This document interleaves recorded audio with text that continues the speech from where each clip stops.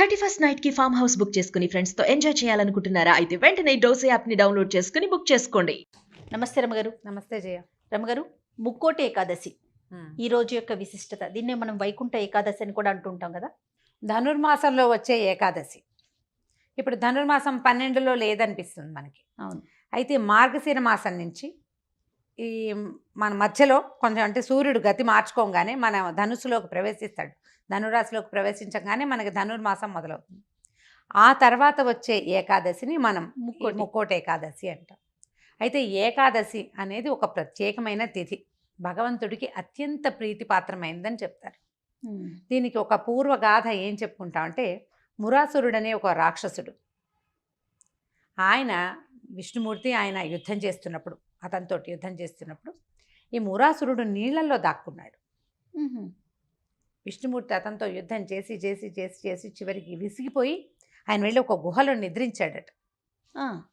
నిద్రిస్తే నీళ్లలో దాక్కున్న మురాసురుడు అప్పటిదాకా కనపడలా, స్వామి కనిపించలే. అతను బయటికి వచ్చి ఈ గుహలోకి ప్రవేశించి స్వామివారి మీదకి ఖడ్గం ఎత్తాడు.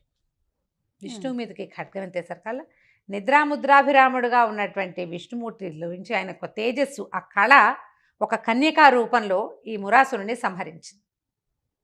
తనలోంచి ఉద్భవించిన ఆ కళకి ఆయన ఏకాదశి అని నామధేయం చేశారు. ఆ పేరు విష్ణుమూర్తి పెట్టాడు. ఆమె తిథులలో ఒకటయింది. ఆ ఏకాదశి ఈయనకి అత్యంత ప్రీతిపాత్రమైన తిథి. ఏకాదశి నాడు ఉపవాసం చేయటం, ద్వాదశి నాడు పారణ చేయటం అత్యంత ప్రీతి పాత్రమైన విషయం విష్ణుమూర్తికి. మనం చాలా కథల్లో ఆ మాట చెప్పుకుంటూ ఉంటాం. అంబరీషోపాఖ్యానంలో ద్వాదశి పారణ ఎంత ప్రాముఖ్యమైనది చాలా చెప్పుకుంటాం. అయితే ఆ ఏకాదశి ప్రతి నెల మనకి 2 సార్లు వస్తుంది. శుద్ధ ఏకాదశి, అక్కడి నుంచి బహుళ ఏకాదశి 2 వస్తాయి కదా. చంద్రుడికి పౌర్ణమికి ముందు, అమావాస్యకి ముందు. అయితే ఒక్కొక్క ఏకాదశికి ఒక్కొక్క ప్రత్యేకమైన పేరు కూడా ఉంది. భగవంతుడు మొట్టమొదటి చాతుర్మాస్య దీక్ష ప్రారంభం అవుతుంది, అది కార్తీకంలో కాదు, ఆషాఢ శుద్ధ ఏకాదశి నాడు తొలేకాదశి అంటాం, వాళ్ళు పడుకుంటాడు. కార్తీక శుద్ధ ఏకాదశి నాడు నిద్రలేస్తాడు. ఈ మధ్యలో 4 నెలల కాలం విష్ణువుకి యోగ నిద్రా కాలం అని, ఆయన నిద్రాముద్రాభిరాముడుగా ఉంటాడని చెప్తారు. అయితే ఈ కార్తీకంలో నిద్రలేచిన స్వామి, కార్తీకం లేదు మార్గశిరం దాటాక ఇంచుమించు పుష్యంలోకి వచ్చేసిన తర్వాతే ఈ ఏకాదశి నాడు ఉత్తర ద్వారం నుంచి వైకుంఠంలో దర్శనమిస్తాడని చెప్తారు. ఆయనకి ప్రీతిపాత్రమైన తిథి రోజునే ఆయన దర్శనమిస్తాడు. ఆయన ఉత్తర ద్వారం నుంచి ఆయన కనిపించినప్పుడు ముక్కోటి దేవతలు ఆయన్ని దర్శించడానికి అక్కడికి వస్తారు. వైకుంఠంలో ఉత్తర ద్వారంలో ఉండటం వల్ల ఏమో వైకుంఠ ఏకాదశిని, ముక్కోటి దేవతలు అక్కడికి వస్తారు. ఆ సమయంలో స్వామిని దర్శిస్తే ముక్కోటి దేవతల్ని దర్శించిన ఫలితం లభిస్తుంది. కాబట్టి ఈ తిథిని ముక్కోటి ఏకాదశి అంటారు. సంవత్సరం అంతా అన్ని తిథులు ఏకాదశులు మనం పాటించకపోయినా ఈ ఒక్క ముక్కోటి ఏకాదశి నాడు ఉపవాసము, జాగరణ చాలా విశేషమైన ఫలితాన్ని ఇస్తాయి. సాధారణంగా కూడా ఏకాదశి ఉపవాసాలు ఉంటారు. ఆ రోజు రాత్రి జాగారం చేయాలని చెప్తారు, రాత్రి నిద్రపోకూడదు. ఈ మురాసురుడు ఈ నీటిలో నుంచి పారిపోయి అతను మరణించిన తర్వాత ఒక సహస్రాంశం వాడిలోది బియ్యంలో దాక్కున్నాడట. అందుకని అన్నం తినకూడదు అంటారు.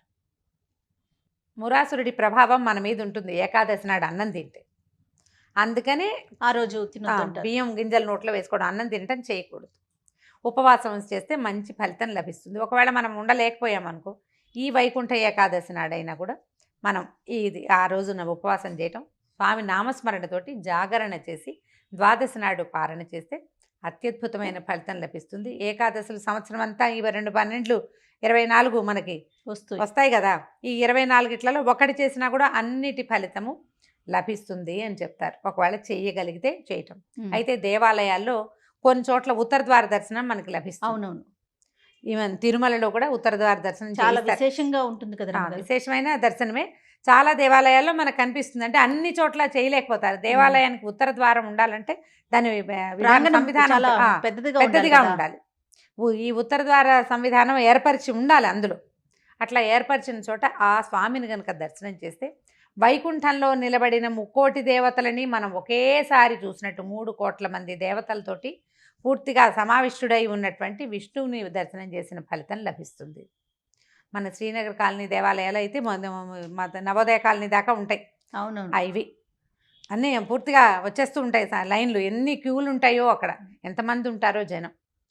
ఆ ఒక్కసారి ఒక్క గ్లాన్స్ అలా చూసినా కూడా విశేషమైన ఫలితం లభిస్తుంది. ఒకవేళ మనం ఉత్తర ద్వార దర్శనం చేయలేం, దేవాలయ దర్శనం చేయకపోతే ఎలా కుదురుతుంది? చేసి తీరాలి కదా అంటే, చేసి తీరాలన్న నియమం లేదు. అవకాశం ఉంటే దర్శనం చేయండి. మనకి ఇప్పుడు సోషల్ మీడియాలో బోల్డ్ అవకాశాలు వచ్చినాయి. టీవీలో కనపడుతుంది, సోషల్ మీడియాలో స్వామివారి ఉత్తర ద్వార, భద్రాద్రిలో ఉత్తర ద్వార దర్శనం, ఒంటిమిట్ట రామాయణంలో ఉత్తర ద్వార దర్శనం, తిరుమల నుంచి ప్రత్యక్ష ప్రసారం జరుగుతుంది. ఈ 3 దర్శనాలు చేసేయండి చక్కగా. ఇది తలుచుకోండి, ఈ రోజున స్వామివారు ఇట్లా ప్రసన్న స్వరూపంతో దర్శనమిస్తాడు అని. ఇలాంటి దర్శనం చాలా అత్యద్భుతమైంది. ఈ ఒక రోజైనా అన్నం తినకుండా ఉంటే మంచి ఫలితం లభిస్తుంది.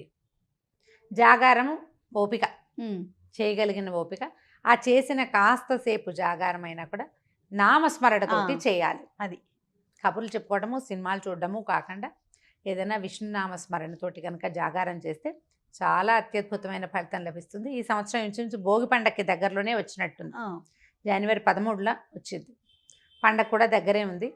అవకాశం ఉంటే జాగారం కూడా చేసేసేయచ్చు. మర్నాడు పగలంతా పడుకోవాల్సి వస్తారు. కానీ దీనికి ఏకాదశికి ఒక నియమం ఏంటంటే, ఏకాదశి నాటి రాత్రి జాగారం చేసిన వాళ్ళు ద్వాదశి పగలు నిద్రపోకూడదు. అవును, నిద్రపోతే ఫలితం వస్తుంది అంటారు కదా. దీనికి మళ్ళీ నియమం ఏంటంటే, దశమి నాటి రాత్రి అన్నం తినకూడదు. దశమి నాటి రాత్రి అభోజనం అంటే కొద్దిగా పలహారం చేసుకోవాలి. ఏకాదశి రోజంతా లేదు, ద్వాదశి నాడు ఉదయం భోజనం చేసేస్తాం, పారణ చేస్తాము. ద్వాదశి నాటి రాత్రి కూడా మనం భోజనం చేయకూడదు, అన్నం తినకూడదు. ఆ నియమంతో కనుక పాటించగలిగితే ఏ ముక్కోటి ఏకాదశి చేసిన ఫలితం లభిస్తుంది.